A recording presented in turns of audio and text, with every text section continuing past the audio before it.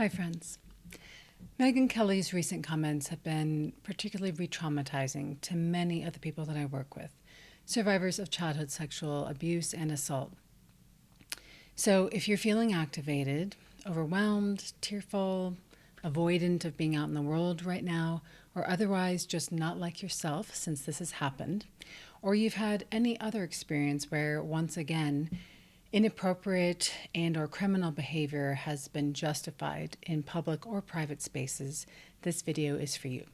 My promise is that you will feel better by the end of this video by just following along and giving some of these suggestions a shot. Hi, I'm Amy Rose White, an integrative and trauma therapist for over 17 years, whose career actually began in the childhood sexual abuse and domestic violence space. So I can tell you that I've seen too often the impact of these kinds of careless commentaries, regardless of their motivation. So let's repair some damage. If you're watching this because you were triggered by recent public comments suggesting that Jeffrey Epstein wasn't really a pedophile, I want to start by acknowledging something very important. Your reaction is valid. Your body's response is totally understandable, and you're not overreacting. For many survivors of childhood sexual abuse, hearing a public figure minimize or distort the reality of abuse can feel like a punch to the gut. It can reopen old wounds, activate protective instincts, or bring back memories and sensations you never asked to revisit. So today, I'm going to gently walk you through 5 concrete ways to cope with that trigger. These are ways that are designed to help you feel grounded, supported, and back in control. Before we go deeper, a quick but important note. If you're feeling so overwhelmed that you're having thoughts of harming yourself, please contact your medical or mental health care provider right away, or call 988 if you're in the United States. You deserve care right now. So let's take a slow, deep breath together and begin. When something blindsides us emotionally, our nervous system reacts before our mind can catch up. So naming what has triggered us is one of the fastest ways to re-anchor ourselves. So right now you could try saying out loud or in your mind, that comment minimized real abuse, and that's why I feel activated. Or that hit a sore spot because of what I lived through. My body remembers what happened. That doesn't mean I'm unsafe right now. Naming the trigger doesn't amplify it, it actually contains it because it tells your brain, I know what this is, and that alone begins to calm the stress response. You don't need to analyze your history right now. You don't need to justify your feelings or explain yourself. Just gently name what happened and why it hit you. That simple act is grounding. And what's really essential about this practice is that you're noticing your response in the body as you're acknowledging why this is troubling you.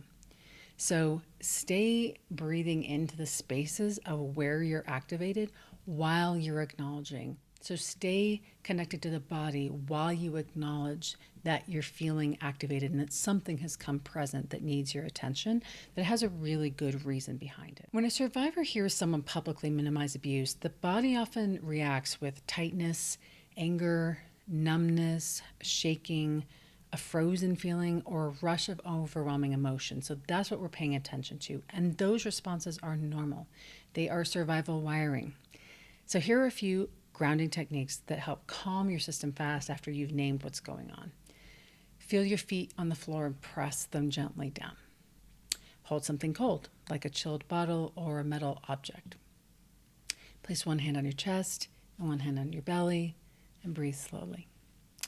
Name 5 things you can see, 4 things you can touch, 3 that you can hear, and maybe 1 you can taste. That's a sensory reset. You can sit with a weighted blanket or wrap up in something warm like a heated blanket. You don't have to force this calm. You're just giving your body something steady to focus and hold on to. Grounding returns you to the present moment, the place where you are safe. Number 3, set a media boundary that protects your peace. One powerful coping strategy is to set a boundary around the information you let into your world, especially right now. That might look like muting certain names or keywords, logging off social media for the day, skipping content that dives into these controversies, asking trusted friends not to send you links, and reminding yourself, I don't owe my bandwidth to harmful conversations. Boundaries are not avoidance, they are protection.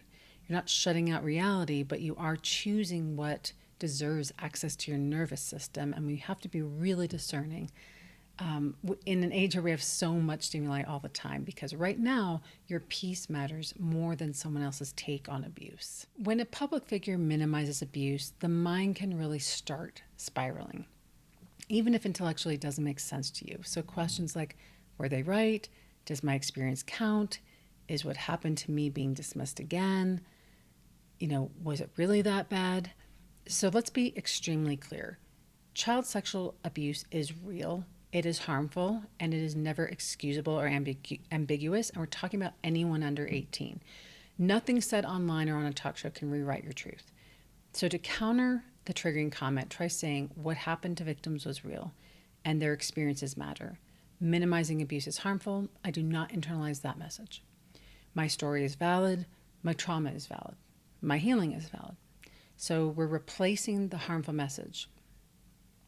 And when we do that, it doesn't mean pretending it didn't hurt. It means you refuse to let a public comment rewrite your reality. And just a quick side note, because this is being discussed in many spaces, so I don't know that it really needs saying, but if a person is exploited who is under 18, male or female, period, it's a crime.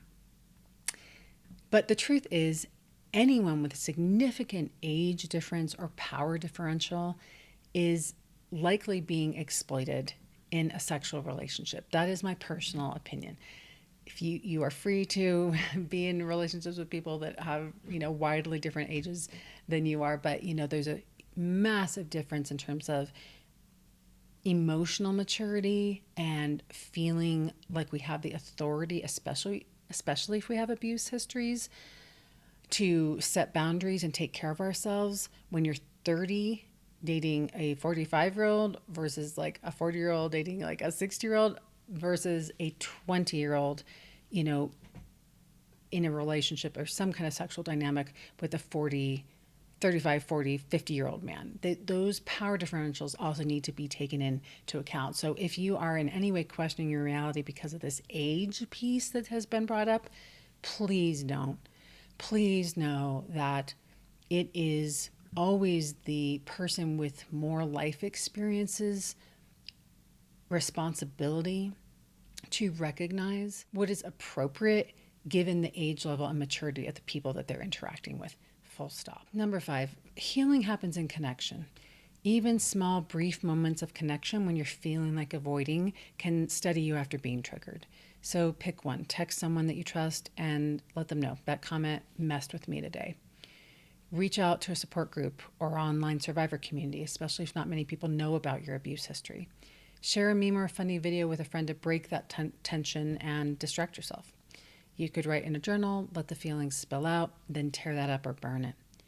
If you need immediate emotional support, call 988. You do not have to be suicidal to call that line. It is really for anyone who's feeling overwhelmed by emotional experience. Or simply sit with a pet, a partner, or a comforting object and breathe. You don't have to talk about the trigger if you don't want to. Just reaching out to connect with anything that's comforting can help your nervous system remember you're not alone, I matter, I'm supported, and that connection nourishes the parts of you that were harmed. So if you're still here with me, I want to say this again clearly. You did not overreact, you didn't imagine it, and you're not weak for being affected. Public minimization of abuse can reopen wounds survivors have spent years tending to. Your response makes sense because your story is real, and you are allowed to care for yourself. You are allowed to set boundaries. You are allowed to take space and breathe. And as you move forward today, carry this reminder. Your experience is valid. Your healing is sacred. And nothing anyone says can ever take that from you. You are doing the best you can with what you've lived through, and that is enough. You truly are doing beautifully. Thank you so much for being with me today. Please share this with someone that you feel could benefit. And until next time, may you be healthy, may you be safe, may you be at ease, and may you have peace. Bye for now.